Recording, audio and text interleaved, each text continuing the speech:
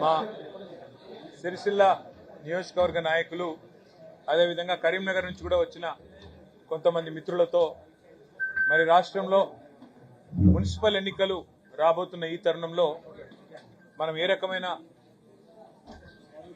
ఆలోచనతో ముందుకు పోవాలి, ఏ రకంగా సిరిసిల్లలో గతం నుంచి గెలిచి వస్తున్న పద్ధతుల్లోనే మనం ముందుకు సాగాలి అని చెప్పి నిన్న రాత్రి నుంచి కూడా సమాలోచనలు చేసుకుంటా ఉన్నాం, మీటింగ్ పెట్టుకున్నాం. చాలా కాన్ఫిడెంట్గా మా వాళ్ళందరూ చెప్తున్న మాట ఏమంటే 100కు 100% ఇటు సిరిసిల్ల అదేవిధంగా అటు కరీంనగర్ కార్పొరేషన్తో సహా మరి ఉమ్మడి కరీంనగర్ జిల్లాలోని అన్ని మున్సిపాలిటీల్లో కూడా మంచి అవకాశాలు ఉన్నాయి. తప్పకుండా బీఆర్ఎస్ మంచి విజయం సాధిస్తుంది అని చెప్పి మా సహచరులందరూ కూడా అభిప్రాయపడ్డారు. అట్లాగే వార్డు బై వార్డు కూడా రివ్యూ చేసుకొని ఎక్కడెక్కడ మన బలం ఉన్నది, ఎక్కడెక్కడ ఏ రకంగా ఉన్నాము, ఎక్కడెక్కడ పోటీదారులు ఎక్కువ ఉన్నారు, ఇవన్నీ కూడా మాట్లాడుకున్నాం. ఒకటి మాత్రం స్పష్టంగా కనబడతా ఉన్నది, ముమ్మాటికి మొన్న పంచాయతీ ఎన్నికల్లో ఎట్లాంటి ఫలితాలు అయితే సాధించామో అంతకు మించిన అంతకు మెరుగైన ఫలితాలే మళ్లీ వస్తాయనే విశ్వాసం మా పార్టీ నాయకత్వంలో తొణికిసలాడుతున్నది. అందరూ కూడా చాలా కాన్ఫిడెంట్గా ఉన్నారు, తప్పకుండా మంచి రిజల్ట్ వస్తుందని. నాకు ఇంకొక మాట కూడా అర్థమైంది, ఇవాళ ఈ ప్రభుత్వం పంచాయతీ ఎన్నికల తర్వాత మేము అనుకున్నాం జిల్లా పరిషత్ ఎన్నికలు పెడతారేమో అని, కానీ ఇవాళ వీళ్ళ వైఖరి చూస్తూ ఉంటే కేవలం జిల్లా పరిషత్ ఎన్నికలు పెట్టకుండా, ఎందుకంటే పరాభవం తప్పదు, ఓటమి తప్పదని అర్థమైపోయింది. అందుకే వారు ఏం చేస్తున్నారు, జిల్లాలను ఏదో మేమేదో గతంలో అశాస్త్రీయంగా చేసినామంట, అందుకే జిల్లాల కోసం జిల్లాల మరి ఏర్పాటు పైన అధ్యయనం చేయడానికి రిటైర్డ్ జడ్జి గారి నేతృత్వంలో ఏదో కమిషన్ వేస్తున్నామని చెప్పి వారు చెప్తా ఉన్నారు. దీని వెనకాల ఉన్న ఎజెండా స్పష్టంగా కనబడతా ఉంది. కేసీఆర్ గారు ఏర్పాటు చేసిన కొత్త జిల్లాలన్నిటినీ రద్దు చేయాలి అనే ఆలోచన కనబడతా ఉంది. రాజన్న సిరిసిల్ల జిల్లా కానీ, పెద్దపల్లి జిల్లా కానీ, జగిత్యాల జిల్లా కానీ, ఉమ్మడి కరీంనగర్లో ఏర్పాటు చేసిన 3 కొత్త జిల్లాలని కూడా రద్దు చేయాలనే కుట్ర ఈ ప్రభుత్వం చేస్తున్నట్టుగా మాకు అర్థమవుతున్నది. దాంతోపాటు జిల్లా పరిషత్ ఎన్నికలు పెట్టకుండా తప్పించుకోవాలనే ఒక ఎత్తుగడ కూడా ఈ కమిషన్ ఏర్పాటు వెనకాల ఉన్నట్టుగా మాకు అర్థమవుతా ఉంది. నేను రేవంత్ రెడ్డి గారిని, ఆయన ప్రభుత్వాన్ని ఒకటే హెచ్చరిస్తా ఉన్నా. మొన్న ఆల్రెడీ నేను మహబూబ్ నగర్లో చెప్పినా, మళ్ళీ వాళ్ళ సిరిసిల్లలో చెప్తున్నా. కేసీఆర్ గారు పరిపాలనా సౌలభ్యం కోసం అధికార వికేంద్రీకరణలో భాగంగా ప్రజలకు ఎంత సన్నిహితంగా అధికారులుంటే అంత లాభం జరుగుతుంది అని ఆలోచించి వారి సౌలభ్యం కోసం ఎక్కడో గంభీరరావుపేటలో ఉండే వాళ్ళు కరీంనగర్ పోవాలి అంటే దాదాపు 90-100 కిలోమీటర్ల దూరం. అలాంటి పరిస్థితి నుండి సన్నిహితంగా ప్రజలకు అత్యంత సన్నిహితంగా జిల్లా కార్యాలయాలు, జిల్లా అధికారులను, జిల్లా యంత్రాంగాన్ని ఇక్కడ ఏర్పాటు చేస్తే మరి మీరేమో దాన్ని తొలగిస్తాము, ఇది అశాస్త్రీయంగా ఉంది అంటే మరి ప్రజల చేతుల్లో మీకు పరాభవం తప్పదు, ప్రజల చేతుల్లో కాంగ్రెస్ పార్టీకి చావు దెబ్బ తప్పదు. ఇట్లాంటి తుగ్లక్ పనులు మానుకోమని చెప్పి రేవంత్ రెడ్డి గారికి నేను విజ్ఞప్తి చేస్తా ఉన్నాను. మీరు చేయగలిగితే మంచి చేయండి, చేయగలిగితే మేలు చేయండి, కేసీఆర్ గారు చేసిన దానికంటే ఎక్కువ ప్రయత్నం చేయండి. మీరు చేయలేని పనులు కేసీఆర్ గారు చేసినారు. తాండాలను గ్రామ పంచాయతీలు చేస్తామని మీరు మాటిచ్చారు, 30 ఏళ్ల కింద మాటిచ్చారు, మీరు చేయలేదు. కానీ అదే మా నాయకుడు కేసీఆర్ గారు ఇచ్చిన మాట అనుగుణంగా వారు పూర్తిగా ఇచ్చిన మాట నిలబెట్టుకుంటూ బ్రహ్మాండంగా మరి తాండాలను గ్రామ పంచాయతీలు చేశారు, గిరిజన గూడలను గ్రామ పంచాయతీలు చేశారు, కొత్త మండలాలు ఏర్పాటు చేసినారు, కొత్త రెవెన్యూ డివిజన్లు ఏర్పాటు చేశారు, కొత్త జిల్లాలు కూడా ఏర్పాటు చేసి ప్రజల మనసు కేసీఆర్ గారు గెలుచుకున్నారు. ఇవాళ మా రాజన్న సిరిసిల్ల జిల్లానే తీసుకుంటే ఇక్కడ జిల్లా కేంద్రం ఏర్పాటు కావడం వల్ల కొత్తగా మాకు ఎన్నో అదనపు హంగులు వచ్చినాయి, కొత్తగా జిల్లా కార్యాలయాలు వచ్చినాయి, మెడికల్ కాలేజ్ వచ్చింది, నర్సింగ్ కాలేజ్ వచ్చింది, ఇంజనీరింగ్ కాలేజ్ వచ్చింది. అన్నిటికీ మించి ప్రజలకి దూరభారం తప్పింది, ప్రజలకి మరి బ్రహ్మాండంగా ఇక్కడ వర్తక వాణిజ్య సోదరులకు కూడా వారి వ్యాపారము కూడా విస్తరించింది, అందరికీ లాభం జరిగింది. మరి అధికార వికేంద్రీకరణ వైపు కేసీఆర్ గారు అడుగులు వేస్తే మీరు జిల్లాలను ఎత్తివేస్తామంటే తప్పకుండా మీకు తగిన రీతిలో బీఆర్ఎస్ఏ బుద్ధి చెప్తుంది. ఆ పోరాటానికి మేమే నాయకత్వం వహిస్తాం. కేసీఆర్ గారి ఆనవాళ్లను చెరిపేయాలని మీరు అనుకుంటే తప్పకుండా మరి ప్రజలందరినీ కూడగట్టుకుని ప్రతిఘటనకు టీఆర్ఎస్ఏ నాయకత్వం వహిస్తుందని చెప్పి కూడా వారిని హెచ్చరిస్తూ ఈ తుగ్లక్ కార్యక్రమాలను మానుకోమని చెప్పి వారికి విజ్ఞప్తి చేస్తూ డిమాండ్ చేస్తూ మరి మున్సిపల్ ఎన్నికలకు మా పార్టీ సర్వసన్నద్ధంగా ఉంది. బ్రహ్మాండంగా ప్రతి మున్సిపాలిటీకి ఒక ఇన్ఛార్జిని కూడా పార్టీ పరంగా వేసుకోబోతా ఉన్నాం. సీనియర్ నాయకులను బాధ్యులుగా పెట్టుకున్నాం. గ్రామాల నుంచి మండలాల నుంచి కూడా ఇప్పటికే ప్రతి వార్డుకు కూడా ఇన్ఛార్జీలు వేసుకున్నాం. సర్వసన్నద్ధంగా పార్టీ ఉన్నది. అన్ని రకాలుగా కూడా మరి ముందుకు పోతాము, తప్పకుండా మంచి విజయం సాధిస్తామనే ఆశాభావంతో ఉన్నామని తెలియజేస్తూ మరి ఇంతమంది పత్రికా మిత్రులు వచ్చినారంటే ఇది ప్రత్యేకమైన కారణం. ముఖ్యంగా మా కరీంనగర్ నుంచి కూడా వచ్చిన మా సోదరులకి సిట్ అంటే ఏముంటది బ్రదర్, సిట్ అంటే సిట్టు, రేవంత్ రెడ్డి గారు సిట్ అంటే సిట్టు, స్టాండ్ అంటే స్టాండ్. అది సిట్టు కాదు, పిట్టు కాదు. తెలుగులో ఆ సీరియల్ వస్తుంది కార్తీక దీపం అని, అది ఒడవది తెగది. ఇది కూడా గంతే. 2 ఏళ్ల కింద రేవంత్ రెడ్డి పాపం పరిపాలన రాదు, చేత కాదు, అసమర్థుడు, ఇచ్చిన హామీలు నిలబెట్టుకునే తెలివి లేదు. 420 హామీలు ఇచ్చి అడ్డగోలు అబద్దాలు చెప్పి అధికారంలోకి వచ్చారు. తప్పించుకోవాలంటే ఏం చేయాలి? అమలు చేయకుండా 6 గ్యారెంటీలు, 420 హామీలు, ఏదో ఒక రూపంలో అటెన్షన్ డైవర్షన్ గేమ్లు ఆడాలి. అందులో భాగంగా కొన్ని రోజులు కాళేశ్వరం కుంభకోణం అని కొన్ని రోజులు డ్రామా, తర్వాత ఫోన్ ట్యాపింగ్ అని కొన్ని రోజులు డ్రామా, అట్లాగే కొన్ని రోజులు గొర్రెల స్కామ్ అని డ్రామా, కొన్ని రోజులు ఫార్ములా ఈ అని కొన్ని రోజులు డ్రామా. ఈ 2 ఏళ్లు ఈ డ్రామాలు, క్రైమ్ కథా చిత్రాలు, హారర్ చిత్రాలు తప్ప రేవంత్ రెడ్డి గారి ప్రభుత్వం సాధించింది, ప్రజలకు ఇచ్చింది ఏమైనా ఉందా? దయచేసి మీరు కూడా మీడియా సోదరులు కూడా ఆలోచించాలని నేను కోరుతా ఉన్నా. ఇవాళ మమ్మల్ని మన హరీష్ రావు గారు వారి బొగ్గు కుంభకోణాన్ని బయటపెట్టినారు. రేవంత్ రెడ్డి గారి బావమరిది ఆధ్వర్యంలో ఎట్లా సింగరేణిలో బొగ్గు కుంభకోణాలు జరుగుతున్నాయి, 1000 కోట్ల కాంట్రాక్టులు అటు రేవంత్ రెడ్డి గారు ఇటు కేంద్ర ప్రభుత్వంలో ఉన్న పెద్దలు మంచిగా అదులుకొని బదులుకొని ఇద్దరు కాంగ్రెస్ బీజేపీ వాళ్ళు వారు చక్కగా దోపిడీ చేస్తున్నారో బయట పెడితే, పొద్దున బయట పెడితే సాయంత్రం కల్లా సిట్టు నోటీసు. నేను అందుకే అంటా ఉన్నా, ఇవాళ సిట్టు వేయాల్సింది ఎవరి మీద? పొంగులేటి శ్రీనివాసరెడ్డి రాష్ట్ర రెవెన్యూ శాఖ మంత్రి, వారి కొడుకు గూండాగాళ్ళం తీసుకొని పోయి భూములు కబ్జా చేస్తా ఉన్నాడు, ప్రైవేటు భూములు. వారి మీద సిట్టు వేయండి. ఇవాళ రేవంత్ రెడ్డి గారి బావమరిది సృజన్ రెడ్డి డైరెక్ట్గా బొగ్గు కుంభకోణాలు చేస్తున్నాడని ఆధారాలతో చూపెడితే వారి మీద సిట్టు ఉండదు, ఏ విచారణ ఉండదు. కనీసం బీజేపీ వాళ్ళని ఆశ్చర్యం అనిపించింది కిషన్ రెడ్డి గారు మాట్లాడితే.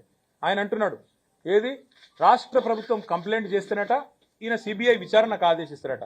అంటే ఎట్లుందంటే ఇది పట్టపగలే దోపిడీ చేసిన దొంగ, నేను దొంగతనం చేసిన అనుభవం ఇవ్వడం చెప్తాడా పోలీస్ స్టేషన్లో? దొంగ అని చెప్పి మేము ఆధారాలతో సహా చూపెడుతుంటే కాదు కాదు కాదు దొంగనే ఫిర్యాదు చేయాలి, చేస్తే మేము విచారణకు ఆదేశిస్తాం. ఇంత అసహ్యంగా, ఇంత ఎబ్బెట్టుగా ఇవాళ కేంద్ర ప్రభుత్వ వైఖరి ఉంది. అమృత్ స్కామ్లో సృజన్ రెడ్డి గారి కంపెనీకి అర్హత లేకపోయినా కేంద్ర ప్రభుత్వ పథకం అమృత్లో వీళ్ళ బావమరిది రేవంత్ రెడ్డి గారి బావమరిది ఇవాళ కాంట్రాక్ట్లు ఏవైతే దక్కించుకున్నారో ఆధారాలతో సహా నేను పోయి ఢిల్లీకి పోయి కేంద్ర పట్టణాభివృద్ధి శాఖ మంత్రికి ఇచ్చినాను. వేయండి సిట్టు దాని మీద. అట్లాగే మరి సుప్రీంకోర్టు ఎంపవర్డ్ కమిటీ చెప్పింది, కంచె గచ్చిబౌలి భూముల్లో 10,000 కోట్ల కుంభకోణం జరిగింది, దీని మీద ఒక స్పెషల్ ఇన్వెస్టిగేషన్ టీం వేయండి అని చెప్పి నేను చెప్పడం లేదు, బీఆర్ఎస్ చెప్పడం కాదు, సుప్రీంకోర్టు అపాయింట్ చేసిన సెంట్రల్ ఎంపవర్డ్ కమిటీ కేంద్ర ప్రభుత్వానికి రికమెండ్ చేసింది. ఎందుకు కేంద్ర ప్రభుత్వం స్పందించట్లేదు? ఎందుకు రేవంత్ రెడ్డిని కాపాడుతున్నది? అట్లాగే ప్రధానమంత్రి నరేంద్ర మోడీ గారు తెలంగాణకు వచ్చిన ప్రతిసారి చెప్తారు, ఇక్కడ ఆర్ఆర్ ట్యాక్స్ అమలవుతుంది అంటారు. మరి ఆర్ఆర్ ట్యాక్స్ అమలవుతుందని మీరు చెప్పి 1.5 సంవత్సరం అయిపోయింది. రేవంత్ రెడ్డి గారు, రాహుల్ గాంధీ గారు దోపిడీ చేస్తున్నారని మీరే చెబుతూ, మీ కేంద్ర హోంశాఖ మంత్రి అమిత్ షా గారేమో తెలంగాణ ఏటీఎంగా మారిపోయింది కాంగ్రెస్ అని స్టేట్మెంట్ ఇస్తారు. మరి దొంగలు పట్టుకోవాల్సింది హోంమంత్రే కదా, పోలీసు వాళ్ళే కదా. ఏటీఎంగా మారింది తెలంగాణ అని చెప్తారు, సిట్టు మాత్రం ఉండదు. అట్లాగే మీరు ఆర్ఆర్ ట్యాక్స్ అంటారు, దాని మీద సిట్టు ఉండదు, దాని మీద విచారణ ఉండదు. బొగ్గు కుంభకోణం జరిగిందయ్యా అని చెప్పి ఆధారాలు ఇస్తే దాని మీద సిట్టు ఉండదు. మమ్మల్ని మాత్రం పిలుస్తున్నారు. తప్పకుండా మేము ఏ తప్పు చేయలేదు కాబట్టి, మేము ఏ రకంగా కూడా ఎవరికి నష్టం చేయలేదు కాబట్టి ముమ్మాటికి పోతాం. కాకపోతే ఒకటి ఉంది, ఇప్పుడు ప్రభుత్వాన్ని నడిపేటప్పుడు ఇవాళ రేవంత్ రెడ్డికి కూడా తెలుసు, పోలీసులు ఒక పని ఎప్పటికప్పుడు చేస్తూనే ఉంటారు 24/7. ఏంటిది అది? ఇప్పుడు మా ఎమ్మెల్యేలను కొంటూ 50 లక్షల రూపాయలతో ఒక సన్నాసి దొరికిండు 2015లో. ఒక సన్నాసి మా ఎమ్మెల్యేలను కొంటూ 50 లక్షల రూపాయలు పట్టుకొని బ్యాగులో మా ప్రభుత్వాన్ని కూల్చాలని కుట్ర చేస్తూ దొరికిండు. మరి ప్రభుత్వాన్ని కూలగొట్టే కుట్రలు ఎవరైనా చేస్తే వాళ్ళ ఫోన్లు పోలీసులు ఏమో నిన్నరేమో, నాకేం తెలుసు. అట్లాగే ఇంకెవరన్నా అట్లాంటి పనులు చేసిండ్రేమో, పోలీసులు నిన్నరేమో, మంత్రులకు ఏం తెలుస్తుంది, ప్రభుత్వంలో ఉన్న వాళ్ళకి ఏం తెలుస్తుంది. ఇంకొక విషయం కూడా మీకు చెప్తున్నా బ్రదర్, ఇది మీకు గుర్తుపెట్టుకోండి. ఇవాళ ఈ రోజు నేను చెప్తా ఉన్నా, గుర్తు చేసుకోండి. కోమటిరెడ్డి వెంకటరెడ్డి గారు, ఉత్తమ్ కుమార్ రెడ్డి గారు వారి ఫోన్లు ట్యాప్ అవుతున్నాయని చెప్పి జర్నలిస్టులకు చెప్తే, జర్నలిస్టులు దాని మీద మరి వార్తలు రాస్తే ఇంతవరకు ప్రభుత్వం ఖండించలేదు.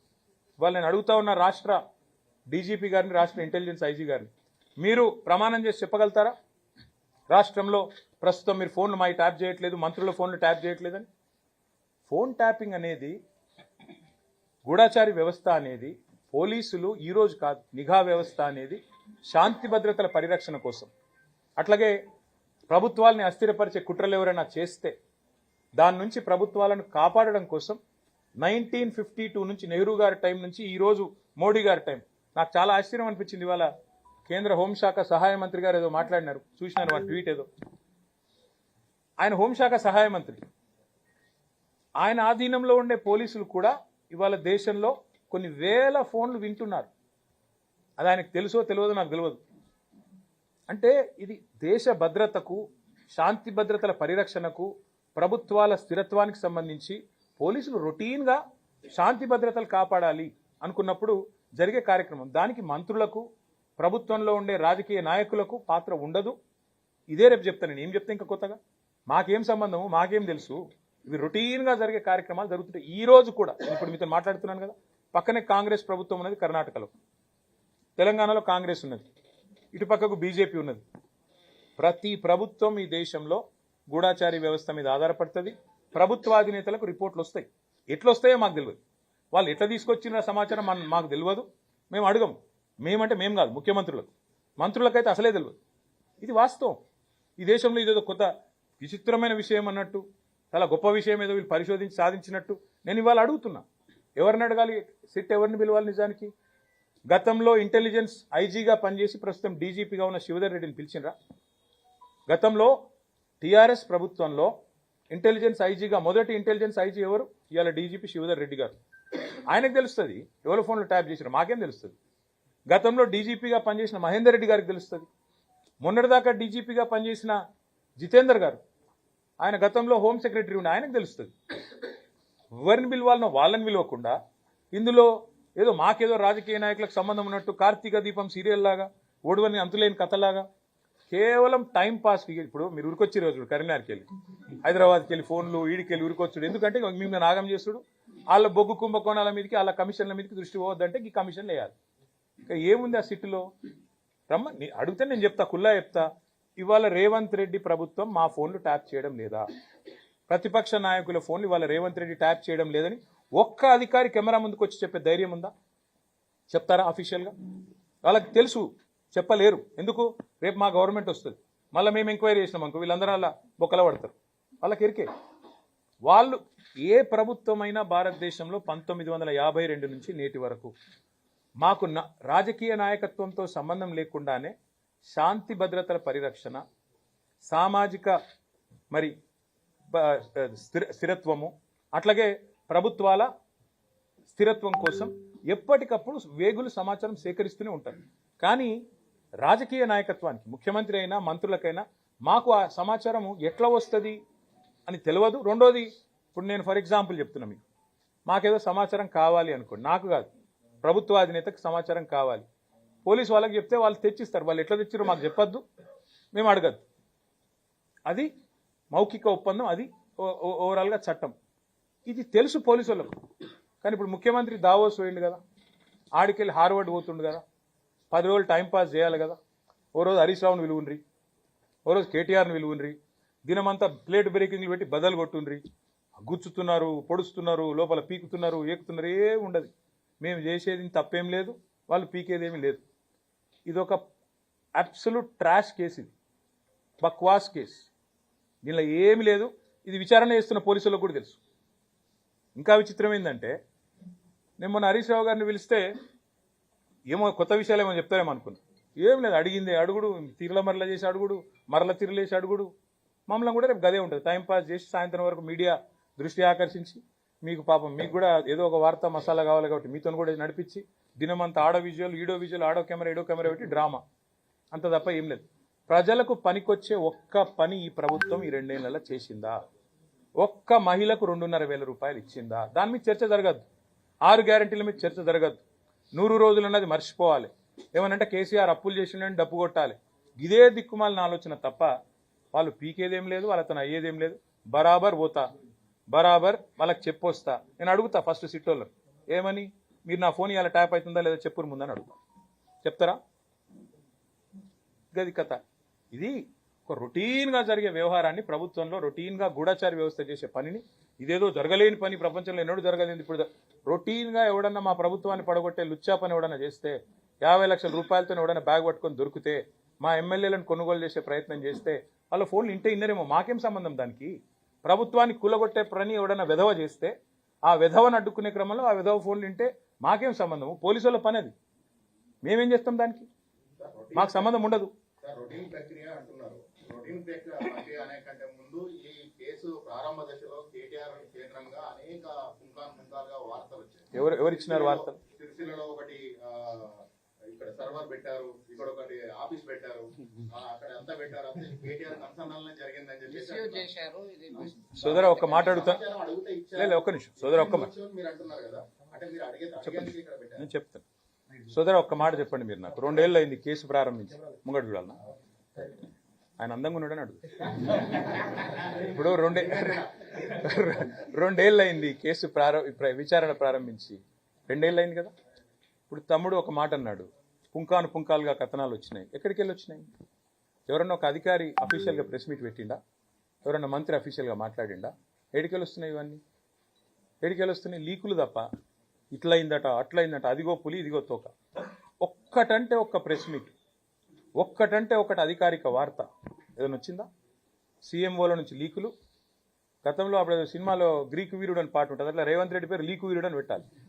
లీకులు తప్ప పీకింది ఏంది నువ్వు? నాకు అర్థం కాదు. 2 ఏళ్ల నుంచి గుంచుతూనే ఉన్నావు.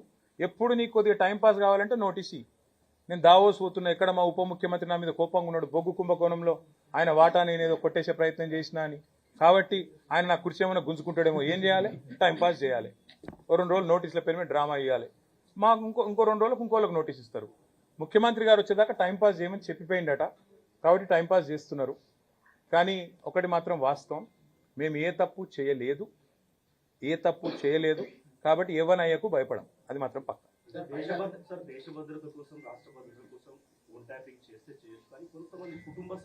సోదర ఇండియన్ టెలిగ్రాఫ్ యాక్ట్ అని ఒకటి ఉంటుంది. నేను మీడియాతో కూడా నా ప్రార్థన, ఈ ఫోన్ ట్యాపింగ్ అనేది ప్రభుత్వాలు చేయవు, పోలీస్ వ్యవస్థ చేస్తుంది. ఆ పోలీస్ వ్యవస్థ కూడా చట్టానికి అనుగుణంగానే చేస్తుంది. ఏమన్నా చట్టం వ్యతిరేక కార్యక్రమాలు ఏమైనా జరిగితే చెప్పమనండి ఏం జరిగిందో. ఇంతవరకు ఇదిగో పులంటే అదిగో తోక తప్ప ఒక్క అఫీషియల్ ప్రెస్ మీట్ ఎందుకు లేదు 2 ఏళ్లలో?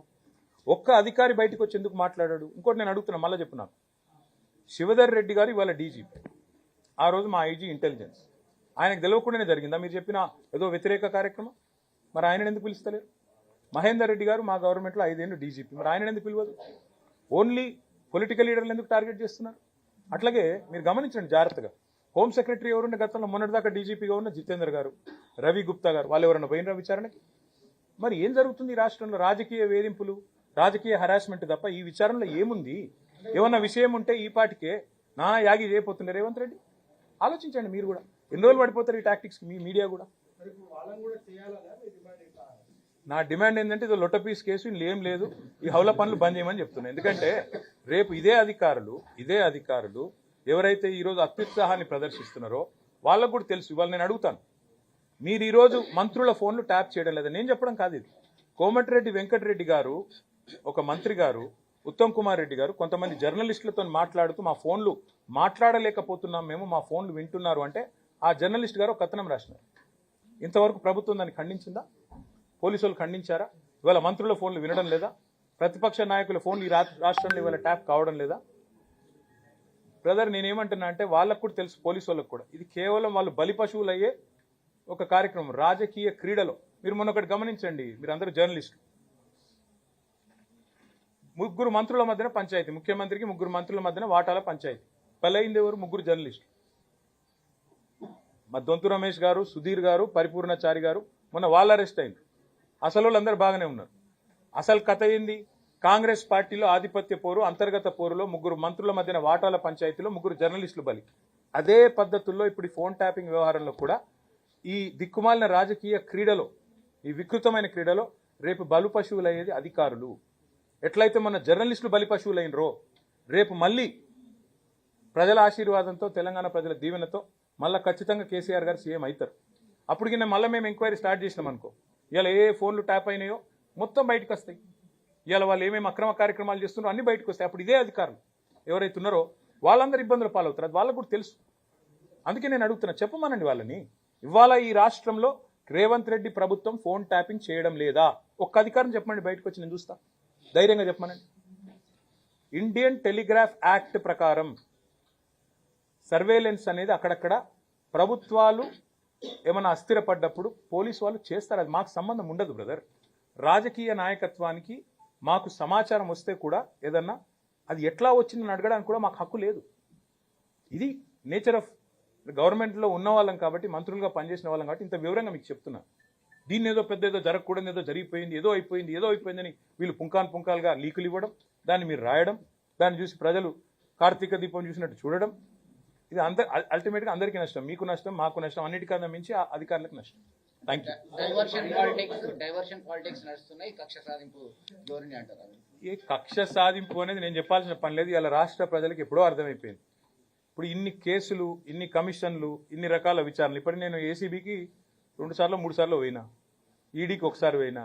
ఇక ఇదో సిట్టో స్టాండ్ ఉంది, వాళ్ళు వెళ్తున్నారు, వాళ్ళ దగ్గర పోతా. ఏమున్నది, ఏం ఫరక్ పడుతుంది? ఎక్కువ ఏమవుతుంది? శునకానందం, ఒక 7-8 గంటలు శునకానందం రేవంత్ రెడ్డికి దావోస్లో కూర్చొని హాహా నవ్వుకుంటూ చూస్తాను. ఎందుకు, ఏమొస్తుంది దానికి మించి? హరీష్ గారిని విక్టిమ్ గా పిలిచామని చెప్పేసి చెప్తున్నారు. అంటే ఆయన విక్టిమ్ కాదు. విక్టిమ్ అని ఎవరు చెప్పారు మీకు? మీ ఫోన్ ట్యాప్ అయిందని చెప్పేసి విక్టిమ్ అని ఎవరు చెప్పారు మీకు? మీ ఫోన్ ట్యాప్ అయింది మీకు తెలుసా? కాక మీరు తప్పు మాట్లాడుతున్నారు. విట్నెస్ గా పిలిచారు. మీకు తెలియకపోతే సవరించుకోండి. హరీష్ రావు గారిని విట్నెస్ గా పిలిచారు, విక్టిమ్ గా పిలవలేదు. మళ్ళీ చెప్తా ఉన్నాను, మీరు వాడోడ గొట్టంగా చెప్పింది మీరు నిజమే నమ్ముకొని మీరెందుకు భ్రమిస్తున్నారు? రేవంత్ రెడ్డి ఇప్పుడు 6 గ్యారంటీల్లో ఎంత నిజం ఉందో, 420 హామీల అమల్లో ఎంత నిజం ఉందో, ఫోన్ ట్యాపింగ్ లో కూడా గంతే నిజం ఉంది. నేతి బీరకరాయిలో ఎంత నెయ్యి ఉందో, కాంగ్రెస్ ప్రభుత్వం యొక్క విచారణలో కూడా ఒక గంతే విచారణ ఉంది. మీరు కూడా విట్నెస్ గానే పిలిచారు. నాకేం మీరు నేను నోటీసే చూడలేదు. వాళ్ళు ఏమిస్తే దానికి పోతా పోయి నాకేం భయం? తప్పు చేసినోడు భయపడాలి, తప్పు చేయనప్పుడు ఎవరి అయ్యకు భయపడం. రేవంత్ రెడ్డికి అసలే భయపడం.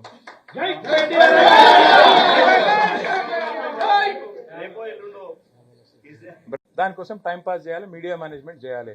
మాకు రోజు ఒక్కరికి నోటీస్ ఇస్తారు, కార్తీక దీపం నడుస్తుంది. ముందుకు పోతుందా, వెనక పోతుందా, బాయిలో పడుతుందా, నాకేం మెరక. వాళ్ళు ఏమన్నా చేసుకొని మాకేం ఫరక్ పడదు. ఎందుకంటే మేము మాత్రం ఇడిచిపెట్టాం, మేము ఒకటి మాత్రం ఇడిచిపెట్టాం. మీరు మీడియాని వాళ్ళు మేనేజ్ చేస్తున్నారు, మేనేజ్ చేసి గేమ్ ఆడుతున్నారు. మేమేం చేస్తాము? సింగరేణి బొగ్గు గనుల కుంభకోణం విషయం వదిలిపెట్టాం, వీళ్ళ బట్టలు ఇప్పేదాకా ఎంబడబడతాం, 6 గ్యారంటీలు అమలు చేసేదాకా వదిలిపెట్టాం, మహిళలకు 2,500 ఇచ్చేదాకా వదిలిపెట్టాం, 4,000 రూపాయల పెన్షన్ ముసలోళ్ళకి ఇచ్చేదాకా వదిలిపెట్టాం, నిరుద్యోగులకి 4,000 నిరుద్యోగ వృత్తి వచ్చేదాకా వదిలిపెట్టాం. రాహుల్ గాంధీ చెప్పిన 2 లక్షల ఉద్యోగాలు ఇప్పటికే ఇచ్చి ఉండాలి ఫస్ట్ ఇయర్ లో, ఇప్పటి వరకు 10,000 ఇవ్వలేదు, వదిలిపెట్టాం. తులం బంగారం ఇచ్చేదాకా వదిలిపెట్టాం. ఈ మేము మా పనిలో మేము ఉంటాం, వాళ్ళ పనులు వాళ్ళు ఉంటారు, మా పనులు మేము. ఎందుకంటే ఇద్దరు దొంగలే కాబట్టి, ఇద్దరు దొందే కాబట్టి, ఇళ్ళ బాట వాళ్ళకు కూడా ఉంది కాబట్టి నేను అడుగుతున్నా. ఎందుకు ఊరికే అనట్లేదు. నేను అమృత్ స్కామ్ జరిగిందని ఆధారాలతో సహా ఇచ్చి వచ్చిన. సృజన్ రెడ్డి అనే వ్యక్తి రేవంత్ రెడ్డి గారి బామ్మర్దికి అర్హత లేకపోయినా మీరు కేంద్ర ప్రభుత్వ పథకంలో ఎట్లిచ్చారని అడిగిన. ఇంతవరకు విచారణ లేదు. ఆర్ఆర్ ట్యాక్స్ అంటాడు ప్రధానమంత్రి, విచారణ ఉండదు. తెలంగాణ ఏటీఎంగా మారిపోయిందని హోంమంత్రి అంటాడు, విచారణ ఉండదు. ఇప్పుడు 49% వాటా ఉంది సింగరేణిలో, దొంగ దొరికిందని చెప్పి చూపెడుతుంటే విజిట్ సైట్ సర్టిఫికేట్ అనే పనికిమాలిన నిబంధన, కోల్ ఇండియాలో లేని నిబంధన ఇక్కడ పెట్టినారు, దోచుకుంటున్నారు అని చెబితే, మీరు రాష్ట్ర ప్రభుత్వం చెబితే సిబిఐ విచారణ రాష్ట్ర ప్రభుత్వం కోరితేనట. ఎవడన్నా దొంగ కొడతాడా నా మీద విచారణ చేయమని? గట్లున్నది ఇలా కేంద్ర ప్రభుత్వ వ్యవహారం. నేను ఇంకోటి సూటిగా అడుగుతున్నాను. పొంగులేటి శ్రీనివాసరెడ్డి అనే మంత్రి ఉన్నాడు, ఆయన ఇంటి మీద ఈడీ రైడ్ అయ్యి సెప్టెంబర్ 28, 2024 యానివర్సరీ కూడా అయిపోయింది, ఇంకో 3 నెలలు దాటిపోయింది. ఎందుకు కేసు పెట్టాలి ఇప్పటివరకు కేంద్ర ప్రభుత్వం? ఎందుకు ఈడీ కేసు పెట్టదు? అంటే ఎంత డీప్ ఉంది వీళ్ళ అండర్స్టాండింగ్. ఇవన్నీ బట్టి దానికి అర్థమయ్యేది ఏంటంటే వీళ్ళిద్దరి target BJP, Congress target BRS. ఎట్లన్నా బీఆర్ఎస్ ను బలహీనపరచాలి, మమ్మల్ని మానసికంగా దెబ్బతీయాలి, మాకు నోటీసులు ఇచ్చేదో సతాయిస్తున్నామని శునకానందం పొందాలి.